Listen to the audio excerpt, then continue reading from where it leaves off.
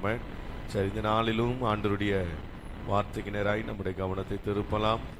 1 தெசலோனிக்கருக்கு எழுதின நிருபம் 1வது அதிகாரம் 3வது வசனத்தை நாம் வாசிக்க கேட்கலாம். 1 தெசலோனிக்கர் 1வது அதிகாரம் 3வது வசனத்தை நாம் வாசிக்கலாம்.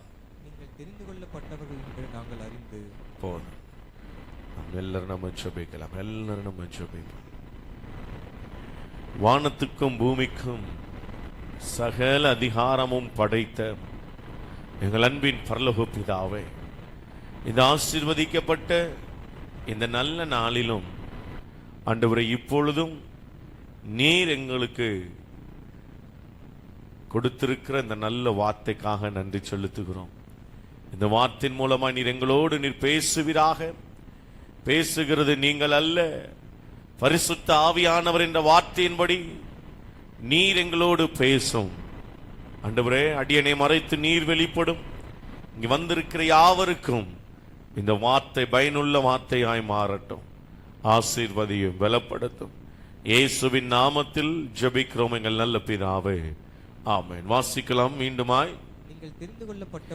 நீங்கள் தெரிந்து கொள்ளப்பட்டவர்கள் என்று நாங்கள் அறிந்து. ஹல்லேலூயா.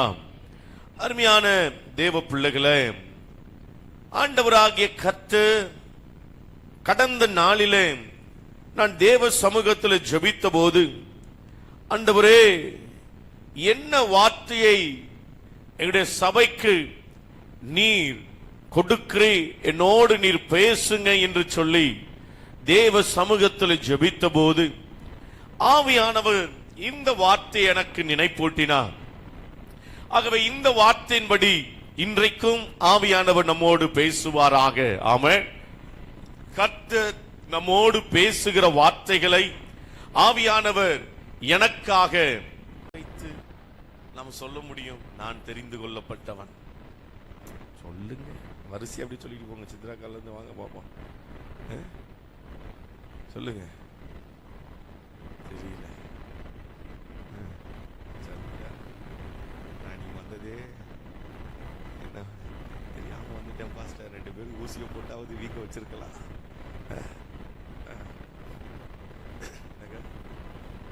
நல்ல கை தட்டுங்க. சரியான பதில சொல்லி இருக்கிறாங்க.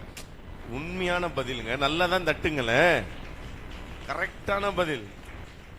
ஆண்டவர் உங்களை தெரிந்து கொண்டார்னு நீங்க விசுவாசிக்கிறீங்களா? விசுவாசிக்கிறீங்களா இல்லையா? ஆமேனா? ஆமே கேட்கல. விசுவாசிக்கிறீங்களா? எதை வச்சு விசுவாசிக்கிறீங்க? எப்படி ஆண்டவர் என்ன தெரிஞ்சு கொண்டார்? உலகத்தில் எத்தனையோ பேர் ரட்சிக்கப்படாம இருக்கிறார். என்ன கர்த்தர் ரட்சித்திருக்கிறார்னா, அவர் தெரிந்து கொள்ளுதல் இல்லாமல் என்னை கர்த்தர் ரட்சிக்கவே முடியாது. ஆகவே நான் தெரிந்து கொள்ளப்பட்டதனுடைய ஒரு பெரிய முக்கிய நோக்கத்தையும், அது மாத்திரமல்ல, ஆண்டவர் என்னை தெரிந்து கொண்டார் என்பதை நான் நம்புறேன். எதனாலனா, அவருடைய ரத்தம் சிந்தி என்னை ரட்சித்தபடினால நான் இந்த பூமியில இருக்கிறவர்களை பார்க்கிலும் நான் ஆசீர்வதிக்கப்பட்டவன். ஆமென். ஹல்லேலூயா. ஹல்லேலூயா. நீங்க ரட்சிக்கப்பட்டிருக்கீங்களா? பக்கத்துல உங்களை கையை பிடிச்சு கேளுங்க. கேளுங்க. அதுக்கு பதில் என்ன சொல்லணும்? என்ன சொல்றாங்க கேளுங்க. என்ன சொன்னாங்க? டவுட்டா தான் இருக்கு. என்ன? ஆமா. எத்தனை பேர் நம்புறீங்க கர்த்தர் என்னை ரட்சித்து இருக்கிறார்? ஹல்லேலூயா. அவருடைய ரத்தம் என்னை பரிசுத்தப்படுத்தியிருக்கிறது. இந்த 2ஐயும், ரட்சிப்பையும் பரிசுத்தமாகுதலையும் விசுவாசிப்பதுதான் தேவனாலே தெரிந்து கொள்ளப்பட்டதற்கான ஒரு பெரிய அடையாளம் என்பதை நம்முடைய சபை மறந்து போகக்கூடாது. ஆமென். ஹல்லேலூயா. சும்மா இன்னைக்கெல்லாம் பாத்தீங்கன்னா செய்தி யூடியூப்ல கேட்கும் போது வேதனையா இருக்கு. அன்னைக்கு ஒரு செய்தி கேட்கிறேன். ஒருத்தர் பெரிய பிரசங்கியா இருந்தார். சாரி, பிரசங்கியார்ல, பெரிய ஊழியக்காரர். அவர் பாட்டாலேயே மேல வந்தவர். அவரு பாட்டு 2-3 பாட்டு ஹிட் ஆனனால இன்னைக்கு அவர் பெரிய ஊழியக்காரர் ஆயிட்டாரு. அவர் பிரசங்கத்தை அதை கொஞ்ச நேரம் கேட்டேன். அவர் சொல்றாரு, நீ அழும்போது ஏசப்பா மேல இருந்து உனக்காக அழுவார். கை தட்டுது சபை. கை தட்டுது.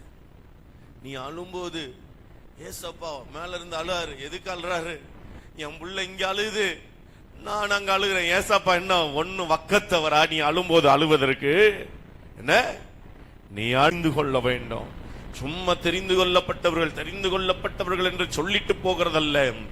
ஆண்டவர் நம்மை தெரிந்து கொள்ளும் போது இந்த உலகம் நம்மை எப்படியெல்லாம் நமக்கு எதிராய் எழும்புகிறது என்பதை கொஞ்சம் வேதத்திலிருந்து நான் உங்களுக்கு காண்பித்து கொடுத்து பின்பு கடைசியாக இன்னொன்றை சொல்லிக் கொடுக்கிறேன். என்ன எழும்பினாலும் கர்த்தருடைய அபிஷேகம் நம்மளை தப்புவிக்க வல்லமைய உள்ளதாக இருக்கிறது என்பதை மறந்து போகக்கூடாது. ஆமென், ஹல்லேலூயா. கொஞ்சம் வாசிக்கலாம். 1 பேதுருவுக்கு எழுதின நிருபம் 2வது அதிகாரம் 11வது வசனத்தை கொஞ்சம் நாம் வாசிக்க கேட்கலாம். 1 பேதுரு 2வது அதிகாரம் 11வது வசனத்தை வாசிக்கலாம். பிரியமானவர்களே, அந்நியர்களும் பரதேசிகளுமாய் இருக்கிற நீங்கள் ஆத்துமாவுக்கு விரோதமாய் போர் செய்கிற மாம்ச இச்சைகளை விட்டு விலகி. ஹல்லேலூயா. இங்கே ஆண்டவர் நம்மை தெரிந்து கொண்ட போது இந்த உலகத்திற்கு நாம் எப்படிப்பட்டவர்களாக மாறுகிறோம்? முதலாவது காரியம், இந்த உலகத்திற்கு வசனம் சொல்லுகிறது அந்நியர்களும் பரதேசிகளுமாய் நாம் மாறுகிறோம். ஒரு ஆமென் சொல்லுங்க. நம்பர் 1, முதலாவது காரியம், ஆண்டவர் நம்மை தெரிந்து கொள்ளும் போது உலகத்தில் அந்நியரும் பரதேசிகளுமாக காணப்படுகிறோம். ஆமென். இன்னும் சொல்ல வேண்டும் என்றால் இந்த உலகத்தில் வேறுபட்ட ஜீவியம் வாழ்கிறவர்களாய் நாம் மாற்றப்படுகிறோம். ஆமென்.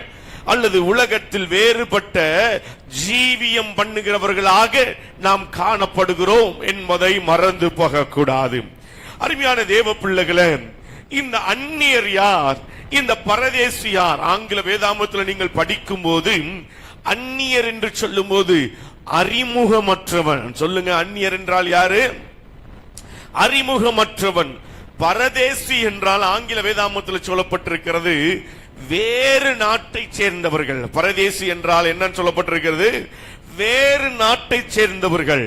அப்போ இந்த உலகத்தில் அறிமுகமற்றவர்களாக இந்த உலகத்தில் நாம் வாழ்ந்தாலும் இந்த பூமிக்குரியவர்கள் அல்ல, நாம் வேறு நாட்டை சார்ந்தவர்களாக நீங்களும் நானும் காணப்படுகிறோம் என்பதை மறந்து போகக்கூடாது. என் சத்திய வேதம் சொல்லுகிறது, யோவானுக்கு எழுதின சுவிசேஷம் 17வது அதிகாரம் 16வது வசனத்தை கொஞ்சம் நாம் வாசிக்க கேட்கலாம். நான் உலகத்தார் அல்லாதது போல அவர்களும் உலகத்தார் அல்ல. வேதம் சொல்லுகிறது, அங்கே ஆண்டவர் இவ்விதமாய் சொல்லுகிறார், நான் உலகத்தார் அல்லாதது போல அவர்களும் உலகத்தார் அல்ல. அப்படி என்றால் தெரிந்து கொள்ளப்பட்டவர்களாக இருக்கிற நீங்களும் நானும் அந்நியரும் பரதேசிகளுமாய் இந்த பூமியிலே வாழும்படி கர்த்தர் நம்மை முன்குறித்திருக்கிறார். நாம் இந்த பூமிக்குரியவர்கள் அல்ல, நீங்களும் நானும் இந்த பரத்திற்குரியவர்களாக இருக்கிறோம். ஆமென். நீங்களும் நானும் பரத்திற்குரியவர்களாக காணப்படுகிறோம். நாம் இந்த பூமிக்குரியவர்கள் அல்ல என்பதை மறந்து போகக்கூடாது. தேவன் எதற்காக இந்த உங்களையும் என்னையும் தெரிந்து கொண்டார்? நித்திய காலமாய் அந்த பரலோக ராஜ்யத்திலே அவரோடு வாழ வேண்டும் என்பதற்காகவே இந்த பூமியிலே பிறந்த நாளிலிருந்து கர்த்தர் நம்மை முன்குறித்து அவர் வேறு பிரித்திருக்கிறார். ஆமென். ஹல்லேலூயா, ஹல்லேலூயா. அதனால சில நேரங்கள்ல நமக்கு அந்த மண் ஆசை, அந்த பொன் ஆசை எல்லாம் என்ன பண்ணுது? அது ஒட்டதான் செய்யுது. ஆண்டவர் சொல்லும் போது பவுல் ரோமபுரிக்கு விதமாக எழுதுகிறார். கொஞ்சம் வாசிக்கலாம். ரோமருக்கு எழுதின நிருபம் 12வது அதிகாரம் 2வது வசனத்தை கொஞ்சம் வாசிக்க கேட்கலாம். நீங்கள் இந்த பிரபஞ்சத்திற்கு ஒத்த வேஷம் தெரியாமல் தேவனுடைய நன்மையும் பிரியமும் பரிபூரணமான சித்தம் இன்னதென்று பகுத்தறியத்தக்கதாக உங்கள் மனம் புதிதாகிறதுனாலே மறுரூபமாகுங்கள். நல்ல ஒரு ஆமென் சொல்லுங்க பாப்போம்.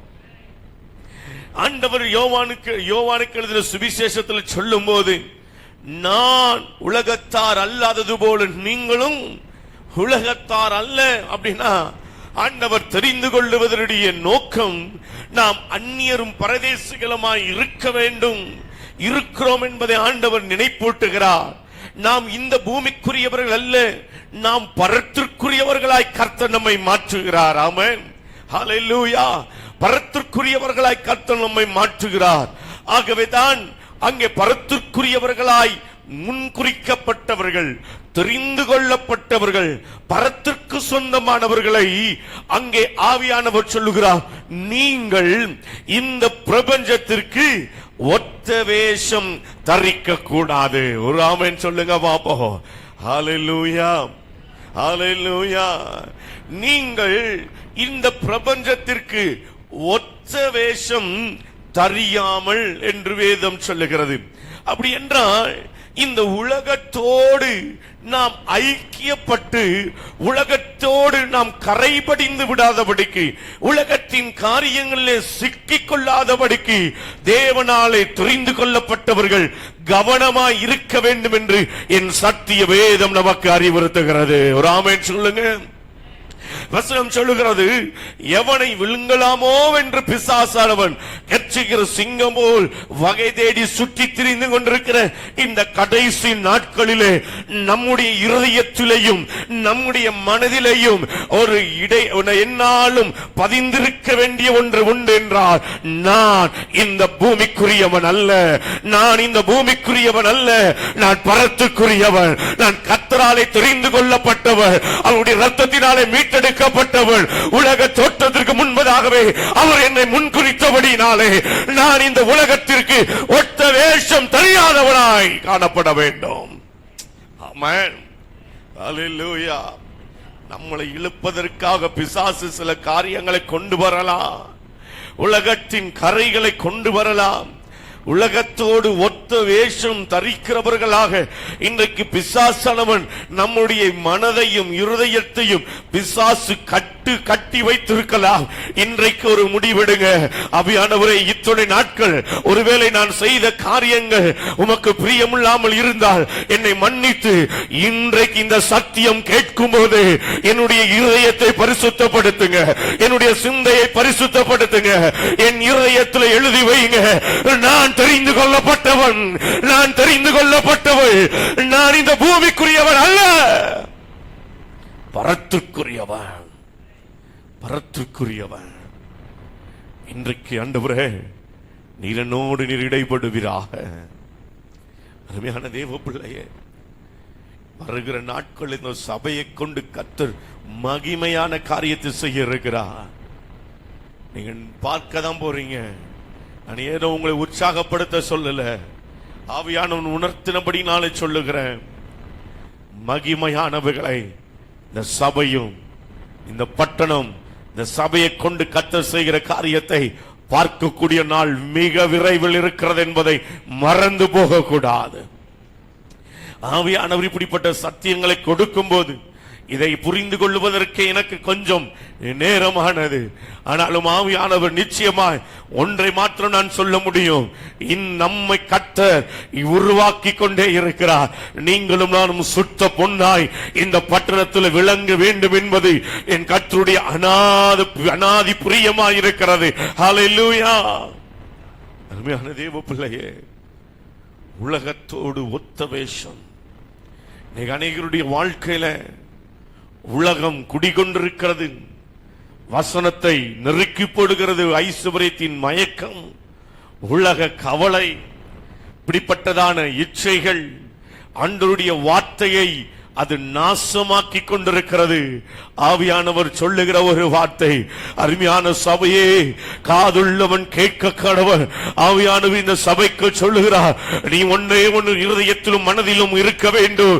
நீங்கள் உலகத்தில் அந்நியரும் பரதேசிகள் என்ற ஒரு உணர்வு நமக்குள்ளே வரும் என்றால் இந்த உலகத்தோடு நாம் ஐக்கியம் கொள்ள முடியவே முடியாது. ஆமென், ஹல்லேலூயா. அருமையான தேவ பிள்ளையே, நிச்சயமாய் ஆவியானவர் நம்ம கொண்டு பெரிய காரியங்களை செய்வார். எபேசியருக்கு எழுதின நிருபம் 2வது அதிகாரம் 2-5 வசனங்கள் கொஞ்சம் வேகமாய் வாசிக்கலாமா? எபேசியர் 2வது அதிகாரம் 2-5 வசனங்கள்.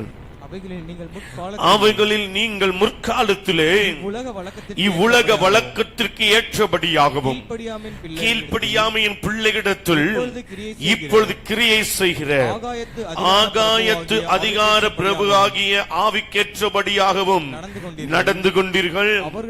அவர்களுக்குள்ளே நாம் எல்லாரும் முற்காலத்திலே நமது மாம்ச இச்சையின்படியே நடந்து நமது மாம்சமும் மனசும் விரும்பினவைகளை செய்து சுபாவத்தினாலே மற்றவர்களைப் போல கோபாக்கினையின் பிள்ளைகளாக இருந்தோம். தேவனோ இரக்கத்தில் ஐஸ்வர்யம் உள்ளவராய் நம்மில் அன்பு கூர்ந்த தம்முடைய மிகுந்த அன்பினாலே அக்கிரமங்களில் மரித்தவர்களாயிருந்த நம்மை கிறிஸ்துவுடனே உயிர்ப்பித்தார். கிருபையினாலே ரட்சிக்கப்பட்டீர்கள். நல்ல கரங்களை தட்டி கர்த்தரை மகிமைப்படுத்தலாமா? நல்ல உற்சாகமாய் கரங்களை தட்டி ஹல்லேலூயா.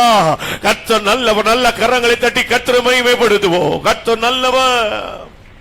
ஹல்லேலூயா. அங்கே வேதம் சொல்லுகிறது, முற்காலத்தில் இவ்வுலக வழக்கத்திற்கு ஏற்றபடியாக நாம் கீழ்ப்படியாமையின் பிள்ளைகளாய் காணப்பட்டோம். அப்பொழுது ஆவிக்கேற்ற அதிகார பிரபுவாகிய ஆவிக்கேற்றபடியாய் நடந்து கொண்ட நாட்கள் உண்டு. கீழ்ப்படியாமையின் பிள்ளைகளைப் போல வாழ்ந்து உலகத்தில் அந்த கரையினாலே இழுக்கப்பட்டு, உலகத்தின் இச்சைகளினாலே இழுக்கப்பட்டு, உலகத்தின் மோகத்தினாலே இழுக்கப்பட்டு, உலகத்தின் கவலைகளினாலே பிடிக்கப்பட்டவர்களாக தேவனாலே தெரிந்து கொள்ளப்பட்டவர்களை பிசாசு நாசமாக்கி குருடாக்கி கொண்டிருந்த நாட்கள் அந்த நாட்களில் இருந்தது போல அல்ல. இன்றைக்கும் ஆவியானவர் சொல்லுகிறார், சபை எழுப்புதலை காண வேண்டும் என்பதற்காக என் ஆவியானவர் சபையிலே அவர் இறங்கி வந்து சபையை உயிர்ப்பிக்க வல்லமையுள்ள தேவனாக இருக்கிறார். என் ஆண்டவர் சொல்லுகிறார், அருமையான தேவ பிள்ளையே, முற்காலத்தில் நடந்தது போல அல்ல. ஆமென். இன்றைக்கும் இந்த சபையை கர்த்தர் உயிர்ப்பிக்க வல்லமையுள்ளவராக இருக்கிறார். சபை என்றால் இதை அல்ல. நம்முடைய ஆவிக்குரிய வாழ்க்கையை இழந்து போன, மரித்து போன நம்முடைய வாழ்க்கையை மீண்டுமாய் கர்த்தர் உயிர்ப்பிக்க வல்லமையுள்ளவராக இருக்கிறார்.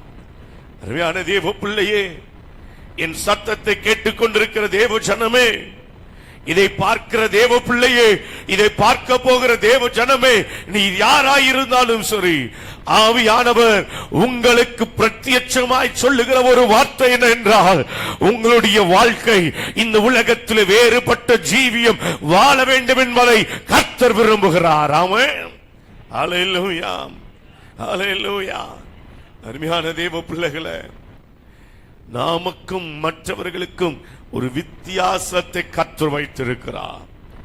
நமக்கும் ஒரு ஆவிக்குரியவர்களுக்கும் ஒரு வித்தியாசத்தை கர்த்தர் வைத்திருக்கிறார் என்பதை மறந்து போக கூடாது. இன்னும் ஒரு வசனத்தை கொஞ்சம் காண்பித்துக் கொடுக்கிறேன். வாசிக்கலாம். அதே நிருபத்தில், எபேசியருக்கு எழுதின நிருபத்தில் 4வது அதிகாரத்தில் 17வது வசனத்திலிருந்து 20வது வசனத்தை கொஞ்சம் வாசிக்க கேட்கலாம். ஆதலால் கர்த்தருக்குள் நான் உங்களுக்கு சாட்சியாக சொல்லி எச்சரிக்கிறது என்னவெனில், மற்ற புறஜாதிகள் தங்கள் வீணான சிந்தையிலே நடக்கிறது போல நீங்கள் இனி நடவாமல் இருங்கள். அவர்கள் புத்தியில் அந்தகாரப்பட்டு தங்கள் இருதய கடினத்தினாலே தங்களில் இருக்கும் அறியாமையினாலே தேவனுடைய ஜீவனுக்கு அந்நியராயிருந்து உணர்வில்லாதவர்களாய் சகலவித அசுத்தங்களையும் ஆவலோடு நடப்பிக்கும்படி தங்களை காம விகாரத்துக்கு ஒப்புக் கொடுத்திருக்கிறார்கள். நீங்களோ இவ்விதமாய் கிறிஸ்துவை கற்றுக்கொள்ளவில்லை. கரங்களை தட்டி கர்த்தரை மகிமைப்படுத்தலாமா? ஹல்லேலூயா. 17வது வசனம் இவ்விதமாய் சொல்லுகிறது, மற்ற புறஜாதிகள் தங்கள் வீணான சிந்தையிலே நடக்கிறது போல நீங்கள் இனி நடவாமல் இருங்கள். ஆமென். ஹல்லேலூயா. அப்படின்னா என்னங்க அர்த்தம்? புறஜாதிகள் தங்கள் வீணான சிந்தையிலே நடக்கிறது போல நடந்து கொண்டிருக்கிற நம்மை பார்த்து கர்த்தருடைய வார்த்தை விதமாய் வருகிறது, இனி நீங்கள் நடவாமல் இருங்கள். ஆமென். ஹல்லேலூயா, ஹல்லேலூயா. நீங்கள் இனி நடவாமல் இருங்கள். அருமையான தேவ ஜனமே, இருதய கடினம், புத்தியில் அந்தகாரம், இருதய கடினம், தேவனுடைய ஜீவனுக்கு அந்நிய உணர்வற்றவர்கள், இவர்கள்தான் இந்த உலகத்தோடு ஐக்கியப்பட்டவர்கள் என்று சத்திய வேதம் நமக்கு இங்கே காண்பித்துக் கொடுக்கிறது. சத்திய வேதம் இவ்விதமாய் சொல்லுகிறது, யார் உலகத்தோடு ஐக்கியமாய் இருப்பார்கள், அவர்களுக்கு வேதம் அவர்களை எப்படி அடையாளப்படுத்துகிறது? தங்கள் வீணான சிந்தையில நடக்கிறவர்கள், தங்கள் சுய இஷ்டத்தின்படி வாழ்கிறவர்கள், இன்னும் சொல்ல வேண்டும் என்றால் புத்தியில் அந்தகாரப்பட்டவர்கள். வேதம் சொல்லுகிறது அப்படின்னா ஞானமற்றவர்கள்.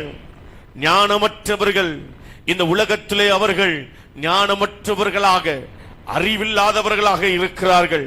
அது மாத்திரமல்ல, அங்கே வசனம் சொல்லுகிறது, இருதயம் கடினம், இருதயம் கடினப்பட்டு போய் உணர்வற்று போனவர்கள், உணர்வில்லாத ஒரு ஜென்மமாய் அவர்கள் காணப்படுவார்கள் என்று சத்திய வேதம் நமக்கு அடையாளப்படுத்துகிறது. அருமையான தேவ பிள்ளையே, எபேசு சபை விரும்பப்படத்தக்க சபை என்று அர்த்தம். இந்த எபேசு சபை விரும்பப்படத்தக்கப்பட்ட சபையை பிசாசு இப்படிப்பட்ட காரியங்களினாலே அவன் இழுக்கிறான் என்றால், அருமையான தேவ ஜனமே, நீங்களும் நானும் எம்மாத்திரம் கொஞ்சம் நம்மை இந்த கடைசி நாட்களிலே கர்த்தருக்குள்ளே நம்மை ஸ்திரப்படுத்திக் கொள்ள வேண்டும். நல்ல ஒரு ஆமென் சொல்லுங்க. நீங்களும் நானும் உங்களையும் என்னையும் கர்த்தருக்குள்ளே ஸ்திரப்படுத்திக் கொள்ள வேண்டும். ஆமென், ஹல்லேலூயா. ஒரு பழைய பாடல், அங்கே ஒரு ஊழியக்காரர் பாடும்போது இவ்விதமாய் பாடினார், மண்ணாசையில் நான் மயங்கியே மெய்வாளி விட்டகன்றே கண் போன போக்கை பின்பற்றினே கண்டேனில்லை இன்பமே. மண்ணாசையில் நான் மயங்கியே மெய்வாளி விட்டகன்றே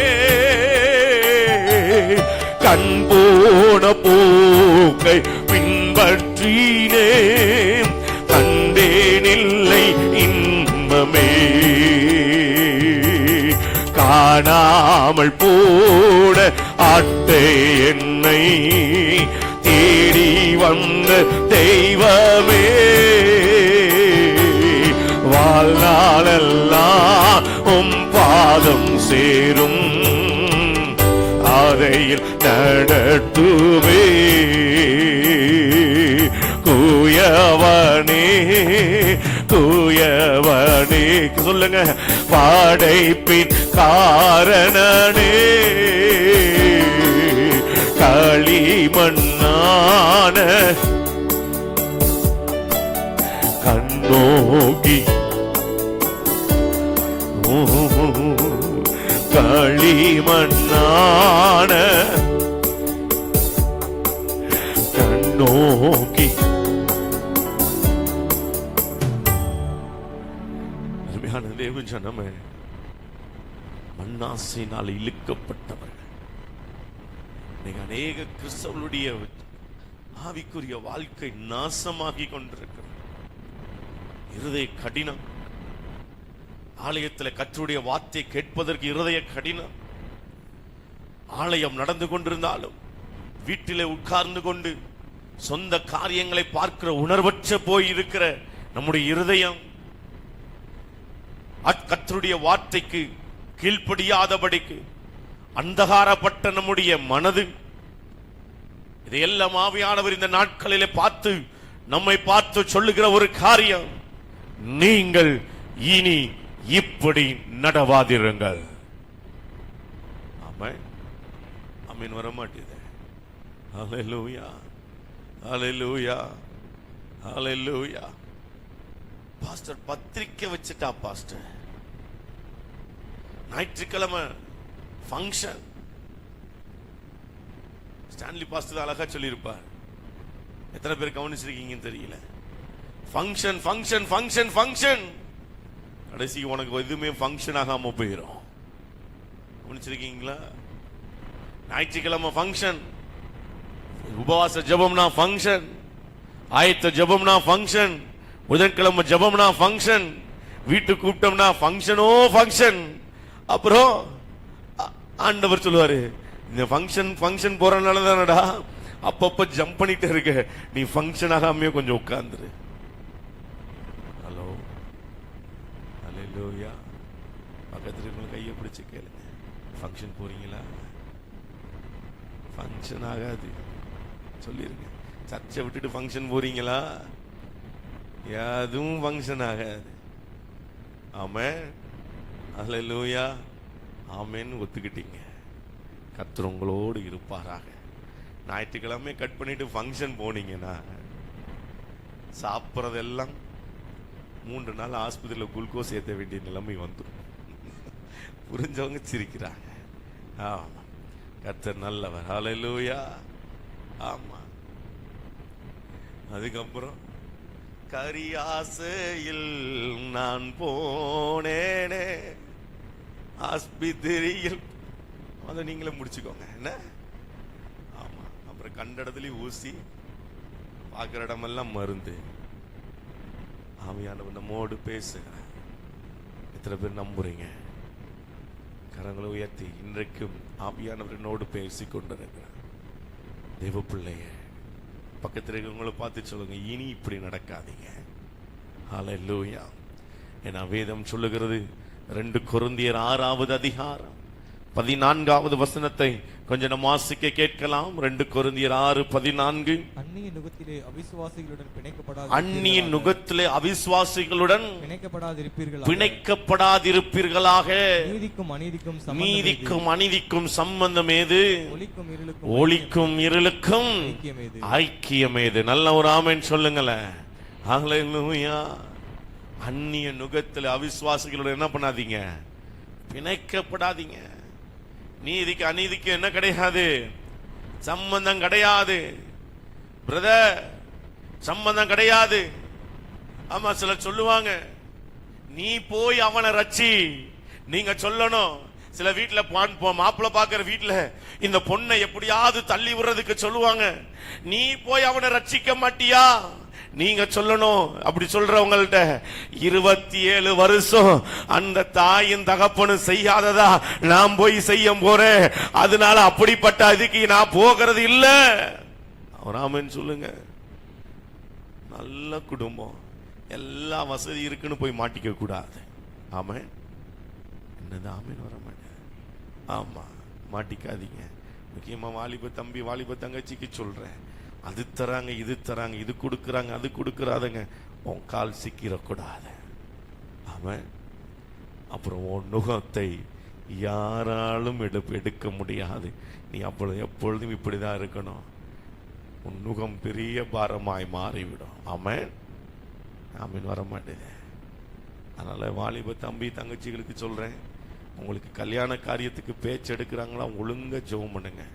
ஆண்டவர் உமக்கு பிரியமான பையன், உமக்கு பிரியமான பிள்ளைய எனக்கு தாரும். ஆமென். ஆமென். ஆமா. சில நேரங்கள் அம்மா சொல்லுவாங்க, என்னை ஜப்பான்ல கேட்டாங்க, அமெரிக்கால கேட்டாங்க, உங்க அப்பனை கட்டி நான் இப்படி இருக்கிறேன் அப்படின்னு சொல்லுவாங்க. அப்படி சொல்லும் போதெல்லாம் சொல்லணும், எங்க அப்பாவை தவிர உன்னை யாருமா கட்ட முடியும்? அதனால உனக்காகவும் ஜெபம் பண்றேன், எங்க அப்பாவுக்காக என்ன பண்றேன், ஜெபம் பண்றேன். அவங்க 2 பேத்துக்காகவும் ஜெபிக்கணும். ஆமென். என்ன ஆமென் வர மாட்டேது. ஹல்லேலூயா. கர்த்தர் நல்லவர். அப்போ உலகத்தில் அந்நியரும் பரதேசிகளுமாய் இருக்கிறோம், தெரிந்து கொள்ளப்பட்டவர்கள். 2வது, இந்த தெரிந்து கொள்ளப்பட்டவர்களுக்கு ஏற்படுகிற விளைவுகள் என்ன? வாசிக்கலாம். அதை 1 பேதுரு 2வது அதிகாரம் 12வது வசனத்தை கொஞ்சம் நாம் வாசிக்க கேட்கலாம். சீக்கிரமா. புறஜாதிகள் உங்களை அக்கிரமக்காரர் என்று புறஜாதிகள் உங்களை அக்கிரமக்காரர் என்று விரோதமாய் பேசும் விஷயத்தில் அவர்கள் உங்கள் நற்கிரியைகளை கண்டு அவற்றின் நிமித்தம் சந்திப்பின் நாளிலே தேவனை மகிமைப்படுத்தும்படி நீங்கள் அவர்களுக்குள்ளே நல்நடக்கை உள்ளவர்களாய் நடந்து கொள்ளுங்கள் என்று உங்களுக்கு புத்தி சொல்லுகிறேன். ஹல்லேலூயா. இரண்டாவது, இங்கே புறஜாதிகள் உங்களை அக்கிரமக்காரர் என்று சொல்லுவார்கள். யாரை? தெரிந்து கொள்ளப்பட்டவர்களை. அது என்ன பாஸ்டர், தெரிந்து கொள்ளப்பட்டவர்களை அக்கிரமக்காரர் என்று எப்படி சொல்ல முடியும்? ஏன்னா முதலாவது சொன்னேன், நம்ம தான் உலகத்தோடு ஐக்கியம் கொள்றது இல்ல, உலகத்தோடு நம்ம ஐக்கியம் கொள்றது இல்ல. அதனால சொல்லுவாங்க, ஆமா நீ என்னப்பா வானத்துல இருந்தா குதிச்சு வந்த, ரொம்ப தான் பண்றேன்னு சொல்லி. உலகத்தினால் வரும் பாடுகள் தெரிந்து கொள்ளப்பட்டவர்களுக்கு வரும். ஆமென். என்ன ஆமென் வராமன்? ஆமென். எங்க அத்தை, ரெண்டாவது அத்தை, ஒரு நாள் நான் ஊருக்கு போயிருந்தப்ப, நீ என்ன படிச்சிருக்கான்னு கேட்டாங்க. உன் மனைவி என்ன படிச்சிருக்கான்னு கேட்டாங்க. அப்போ இதெல்லாம் சொன்னேன். எடா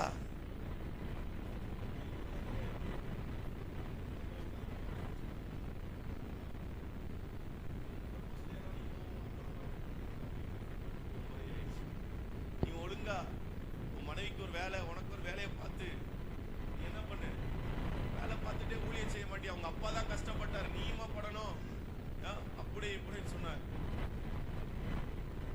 ரொம்ப வேதனையா இருந்தது. அவங்க படிக்காதவங்க, அவங்க அப்படிதான் பேசுவாங்க, இதெல்லாம் நினைக்காது. அதுக்கப்புறம் கொஞ்ச நாள் கழிச்சு திருப்பி அவங்க பார்க்க நேரிட்டு சொன்னாங்க, நான் ஏதோ தப்பா நீ பேசிட்டேன், ஆனா எங்க பிள்ளைகளை காட்டிலும் நீங்க நல்லா இருக்கிறத பார்த்து எனக்கு ரொம்ப சந்தோஷமா இருக்குடா.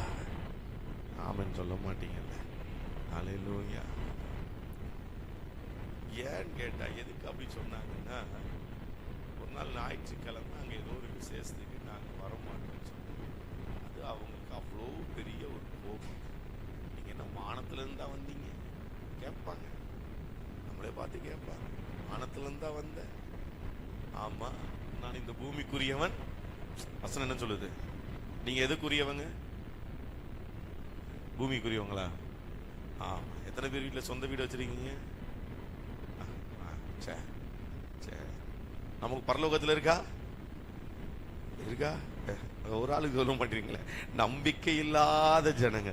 எனக்கெல்லாம் அங்க ஒரு பெரிய மாளிகையை கத்திர வச்சிருக்கிறாருப்பா. ஆனா உங்களுக்கு மட்டும் ஆமேன்னு சொல்ல மாட்டீங்க. என்ன சீக்கிரம் அனுப்புறதுல உங்களுக்கு அவ்வளவு சந்தோஷம். இன்னும் ஒரு கெட்டா கத்த நல்லவ. அருமையான தேவ பிள்ளைகளை, உலகத்தினால் வரும் பாடுகள், தெரிந்து கொள்ளப்பட்டவர்களுக்கு உலகத்தினால் வரும் பாடுகள் அநேகமாயிருக்கும். ஆனா சோர்ந்து போகாதீங்க. நீங்கள், நாம் ஆராதிக்கிற ஆண்டவர் உலகத்தை ஜெயித்தவர். அவர் உலகத்தை ஜெயித்தது உண்மை என்றால், உலகத்தினால் வரும் பாடுகளை ஜெயிக்கத்தக்க கிருபையை கர்த்தர் நமக்கும் கொடுக்க வல்லமையுள்ளவர். ஆமென். ஹல்லேலூயா. என் தகப்பன் ஜெயாலினா, நானும் அதற்கு, அந்த ஆசீர்வாதத்திற்கு சொந்தக்காரன். ஆமென். ஹல்லேலூயா. ஆமா, நம்முடைய ஆண்டவர் நல்லவர். அருமையான தேவ பிள்ளைய பாருங்க, இப்ப இருக்கிற பிள்ளைகள்லாம் பயங்கர ஸ்மார்ட். ஆமா, இப்பெல்லாம் கேள்விப்படுறேன், சில கேட்கிறாங்களா, டேய் சர்ச்சில் இருக்கிறவங்க யாராவது உங்க அப்பா அம்மாட்ட அப்படிலாம் கேட்டீங்கன்னா பிச்சு பிடுவேன். எனக்கு நியூஸ் வருது. ஆமா, என்ன கேட்கிறாங்களா, என்னத்தை எனக்கு சேர்த்து வச்ச, என்னத்தை எனக்கு ஒரு வீடை வாங்கி வச்சிருக்கியா? ஆமா, இத்தனை வருஷம் நீ வேலை பார்த்தல, எனக்கு ஒரு வீடு இருக்கா? எனக்கு சிரிப்பா வருது. இவங்க சம்பாரிச்சு அவங்க அப்பா அம்மாக்கு கஞ்சி ஊத்துவாங்கன்னு பார்த்தா, இவங்க யார்கிட்ட கேட்கிறாங்க? கேட்டா நாங்க வசனத்தின் படி தானே கேட்கிறோம். வீடு மாஸ்தையும் பிதாக்கள் வைக்கிற, ஆமா, அதனால நாங்க என்னுடைய பங்கை கேட்கிறேன், உரிமையை கேட்கிறேன். என்ன? ஆமா, அருமையான தேவ பிள்ளைகளை, அப்போ வீடு ஆஸ்தியை கேட்கறதுக்கு மட்டும் நமக்கு எவ்வளவு வேகமா வாய் வருது. என்ன?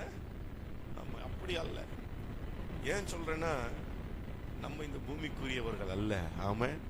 நம்ம ஆண்டு பரத்துக்குரியவர்கள். ஆமா, நம்ம ஆண்டவரிடத்துல கேட்கணும், ஆண்டவரே எனக்காக போய் ஒரு வீடை கட்டுறேன்னு சொன்னீங்கல்ல, அது எனக்காக கட்டி முடிச்சிட்டீங்களா, இல்ல இன்னும் என் வேலை பெண்டிங் இருக்கா? அந்த வேலை பெண்டிங்கா இருந்துச்சுன்னா நான் இங்க சரியா இல்லைன்னு அர்த்தம். ஆமாவா இல்லையா? என்ன ஆமை வர மாட்டேது. நமக்கு எல்லாம் ரெடியா இருந்தா தானே அங்க ஆண்டவர் கட்டுவாரு. அப்ப இங்க கோளாறு அங்கேயா இங்கேயா? இங்க கோளாறுனா வேற பத்திரம். ஆமா, கோளாறு எங்க? இங்க என்கிட்ட தான். அப்ப பாடுகள் வந்தாலும் உபத்திரவங்கள் வந்தாலும் பொறுமையாய் நாம் இருப்போம் என்றால் உலகத்தை ஜெயிக்க கர்த்தர் நமக்கு கிருபை செய்வார். ஆமென். வாசிக்கலாம். மத்தேயு எழுதின சுவிசேஷம் 5வது அதிகாரம் 10வது வசனத்தை கொஞ்சம் வாசிக்க கேட்கலாம். மத்தேயு 5:10. சீக்கிரமா. நீதி நிமித்தம் துன்பப்படுகிறவர்கள் பாக்கியவான்கள், பரலோகராஜ்யம் அவர்கள். நல்ல கரங்களை தட்டி கர்த்தரை மகிமைப்படுத்துங்களேன். பரலோகராஜ்யம் யாருக்குரியதுங்க? யாருக்குரியது? யாருக்குரியது? கர்த்தருக்குரியதா? யாருக்குரியது? எனக்குரியது. ஆமென். நான் முன்னாடி ஐயோ நம்ம இப்படி அவங்களுக்கு நல்லது பண்ணமே, நம்மளை பத்தி இப்படி பேசிட்டாங்களே அப்படிலாம் ரொம்ப ஃபீல் பண்ணி கடைசிக்கு சுகர் வந்ததுதான் மிச்சம். சுகர் வந்து பிரஷர் வந்து ஆமா ஒரு வாரம் ஆஸ்பத்திரியில படுத்து அப்படிலாம் எந்திரிச்சேன். இப்போ அதுக்கப்புறம் தான் ஆண்டவர் எனக்கு கண்ணே திறந்தாரு. என்ன வேணா சொல்லிட்டு போட்டோம், ஆமா நீ கவலையே படாத, ஏன்னா உன்னை பார்த்து சொல்றான்னா நீ தாண்டா தெரிந்தெடுக்கப்பட்டவன், உனக்காக தாண்டா பரலோகமே இருக்கிறது என்ற வசனத்தை கர்த்தர் காண்பிச்சு கொடுத்ததால நீ என்ன வேணா சொல்லிட்டு போ, நான் கர்த்தருக்கு சொந்தமானவன். ஆமென். ஹல்லேலூயா. உலகத்தினால் வரும் பாடுகளை குறித்து நீங்க சோர்ந்து போகாதீங்க.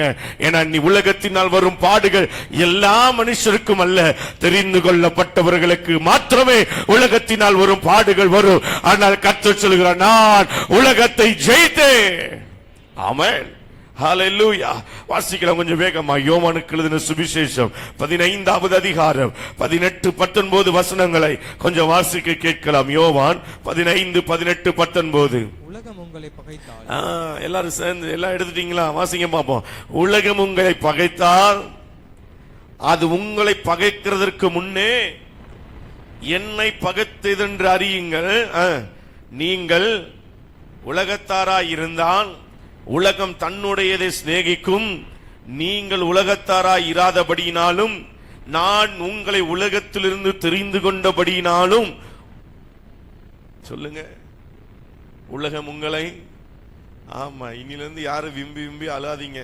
ஆண்டவர் எனக்கு கற்றுக் கொடுத்தது நான் சொல்றேன்.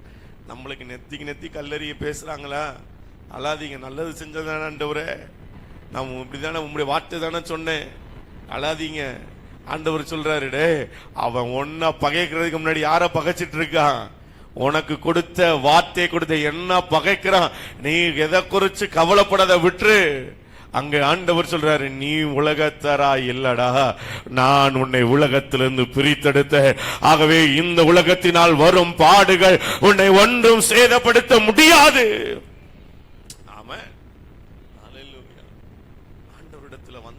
அது தருவார் இது தருவார்னு சொல்லி ஊரை ஏமாற்றி தனக்கு வீடு ஆஸ்தின் கட்டி கொண்டிருக்கிற இப்படிப்பட்டவர்களின் மத்தியிலே ஆண்டவருடைய சத்தியம் நம்மோடு பேசிக் கொண்டிருக்கிறது.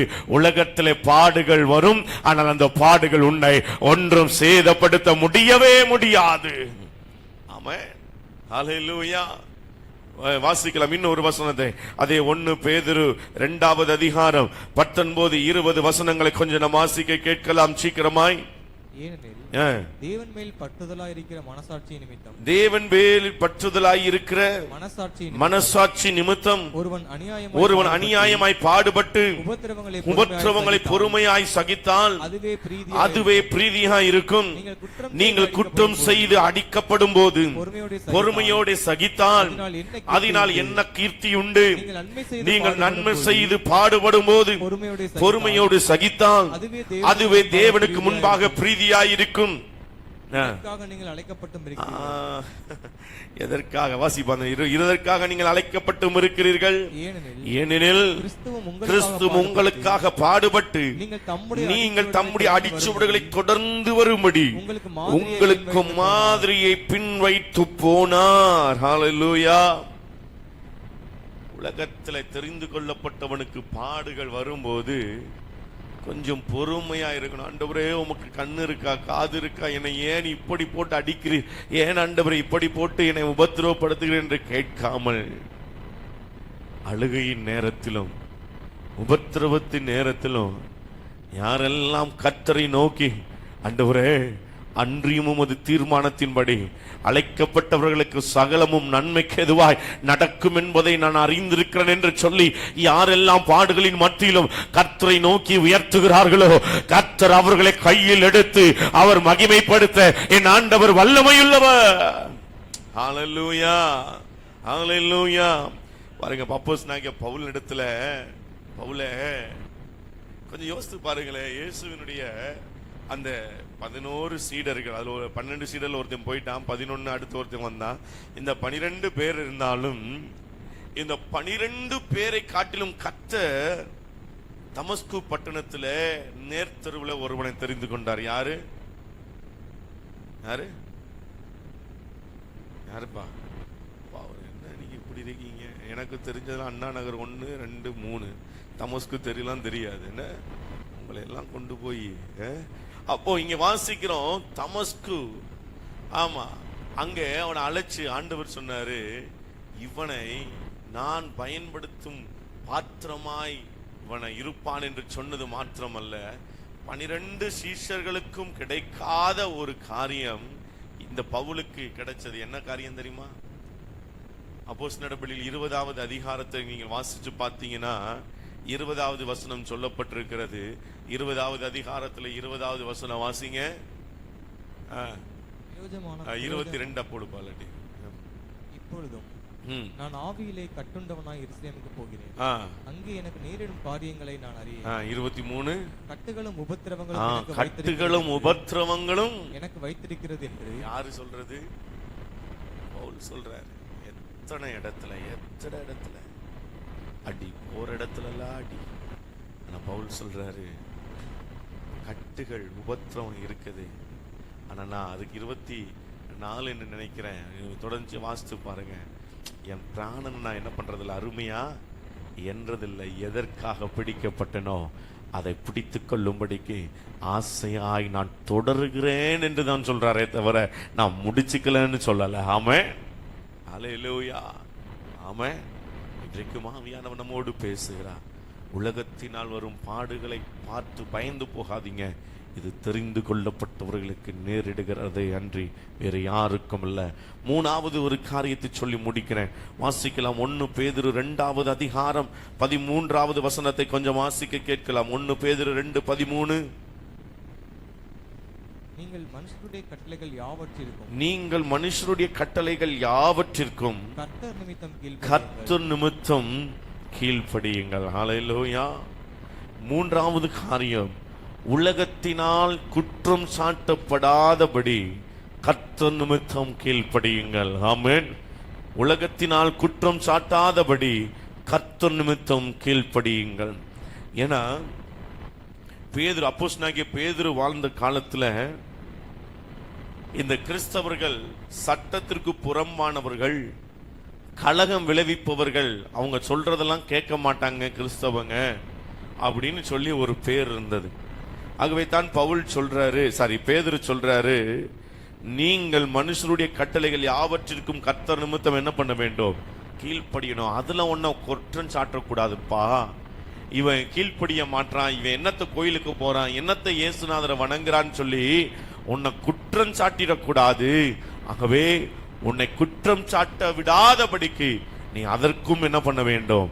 கீழ்ப்படிய வேண்டும். நேரமாயிருச்சு, நான் முடிக்கிறேன். வசனத்தை வேகமாய் குறித்து கொள்ளுங்கள். அதே அதிகாரத்தில் கொஞ்சம் 14வது வசனத்தை வாசித்து பார்க்கும்போது, மேலான அதிகாரம் உள்ள ராஜாவுக்கானாலும் சரி, தீமை செய்கிறவர்களுக்கு ஆக்கினையும் நன்மை செய்கிறவர்களுக்கு புகழ்ச்சியும் உண்டாகும்படி அவனால் அனுப்பப்பட்ட அதிகாரிக்காலும் சரி என்ன பண்ணணுமா?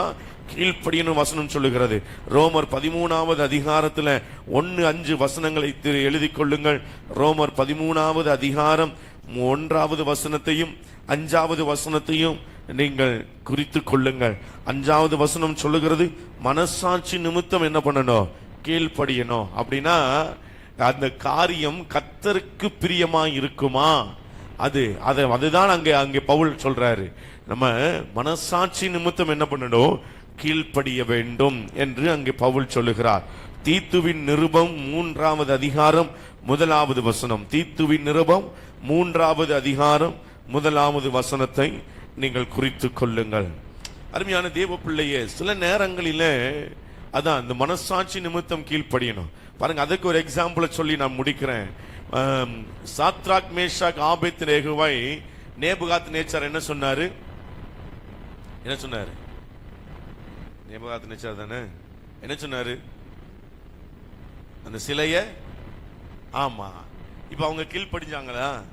அவங்க சொன்னாங்க, கர்த்தரை தவிர நாங்க யாருக்கும் இந்த மாதிரி காரியத்துக்கு நம்ம இடம் போக கூடாது. ஆமா, அதே போல பாருங்க, அப்போஸ்தலர் நடபடிகள் 4வது அதிகாரத்துல 16 இருந்து 20 வசனங்களை குறித்துக் கொள்ளுங்கள். டைம் ஆயிடுச்சு, நான் முடிக்கிறேன். அருமையான தேவ பிள்ளைகளே, அப்படி அந்த இடத்திலும் பேதுரு அங்கே அப்படி கீழ்ப்படியவில்லை என்று நாம் வேதத்திலே வாசிக்கிறோம். அப்போ மனசாட்சி நிமித்தம் கர்த்தருக்கு பிரியமில்லாமல் கர்த்தர் அந்த இடத்துல தூஷிக்கப்படும்படிக்கு அப்படிப்பட்ட காரியங்கள் இருந்தால் நம்ம ஆண்டவரிடத்துல ஜெபிப்போம். கர்த்தர் அதை மாற்ற வல்லமை உள்ளவர். ஆமென். ஆமெனா இல்லையா? நேபுகாத்நேச்சார் சொன்னாரு, இவங்க 3 பேர் செஞ்சாங்களா? இல்ல. ஆனா ஜெபம் பண்ணாங்க, கர்த்தர் அந்த இடத்துல இறங்கி வந்து ஒரு பெரிய அற்புதத்தை செய்தார். ஆமென். அதே போல தானியேலை செஞ்சாங்க. தானியேலை சிங்க கபில போட்டாங்க. ஆனா சேதமாச்சா? இல்ல. கர்த்தர் இறங்கி வந்தார். கர்த்தர் தானியேலை மீட்டெடுத்தார். தரி ராஜாவை ரட்சித்தார். தேசம் இயேசு கர்த்தரை ஆராதிக்க கர்த்தர் கிருபை செய்தார். ஆமென். ஹல்லேலூயா. மற்ற அதிகாரங்களுக்கு கீழ்ப்படியணுமே தவிர கர்த்தருக்கு பிரியமில்லாத காரியத்திற்கு நீங்க எதிர்த்து பேசாதீங்க, ஜெபிங்க. ஆண்டவர் இறங்கி அற்புதம் செய்வார். ஆமென். கவனமா இருக்கணும். பாஸ்டர், நீங்க தானே அன்னைக்கு அப்படி சொன்னீங்க, அதனாலதான் இந்த 3 எக்ஸாம்பிள் உங்களுக்கு சொல்லி இருக்கிறேன். ஆமா, அதனால அருமையான தேவ பிள்ளைகளே, நீங்களும் நானும் கவனமா இருக்க வேண்டிய கடைசி காலத்துல வந்திருக்கிறோம். தெரிந்து கொள்ளப்பட்டவர்களுக்கு உலகத்தில் அந்நியரும் பரதேசிகள் என்கிற அடையாளம். தெரிந்து கொள்ளப்பட்டவர்களுக்கு உலகத்தினால் வரும் பாடுகள் அநேகம். தெரிந்து கொள்ளப்பட்டவர்களுக்கு அவர்களை குற்றம் சாட்டும்படிக்கு சில விரோதமான காரியங்களை எழுப்புவார்கள். ஆனாலும் நீங்கள் சோர்ந்து போக வேண்டாம். கர்த்தர் எல்லாவற்றிலும் ஜெயத்தை தர என் ஆண்டவர் வல்லமையுள்ளவராக இருக்கிறார். எல்லா கரங்களை தட்டி கர்த்தரை மகிமைப்படுதோ. எல்லா கரங்களை தட்டி ஹல்லேலூயா. கர்த்தருடைய நாமம் மகிமைப்படுவதாக. நாம் எல்லாரும் கண்களை மூடி நாம் ஜெபிப்போம். எல்லாரும் கண்களை மூடி பிரைஸ் தி லார்ட்.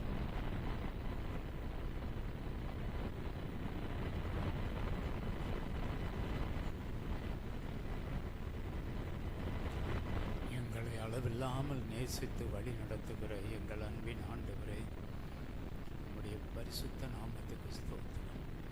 தகப்பனே, நாங்கள் இப்போதும் கேட்ட வார்த்தைகளின்படி ஆண்டவர், நீர் எங்களை உலக தோற்றத்திற்கு முன்னமே முன்குறித்திருக்கிறீர்.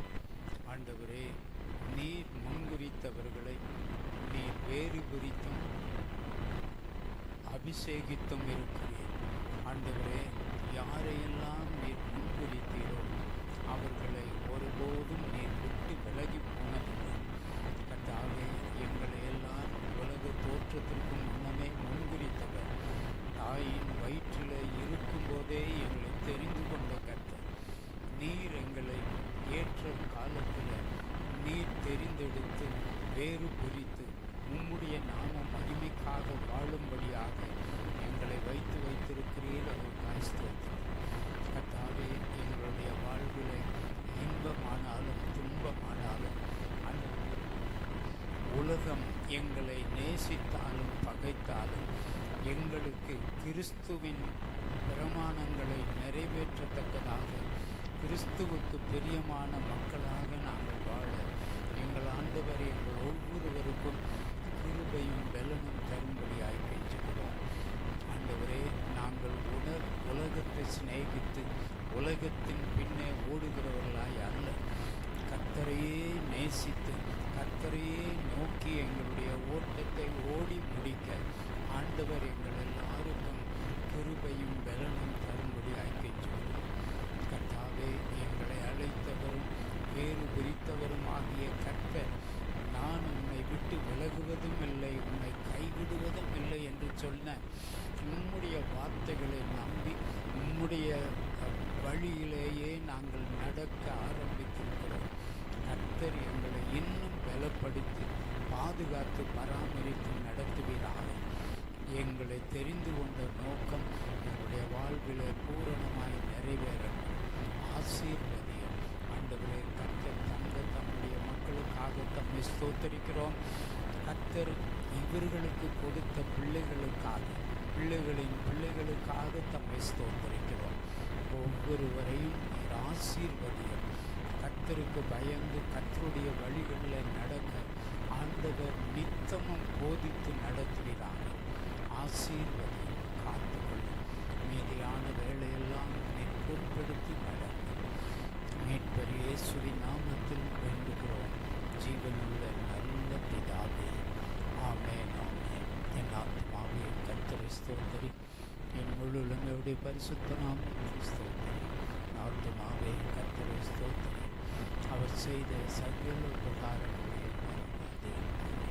நம்முடைய கர்த்தரும் இரட்சகருமாகிய இயேசு கிறிஸ்துவினுடைய கிருபையும் பிதாவாகிய தேவனுடைய அன்பு பரிசுத்த ஆவியானவருடைய ஐக்கியமும் சிநேகமும் நம் அனைவரோடும் கூட எப்பொழுதும்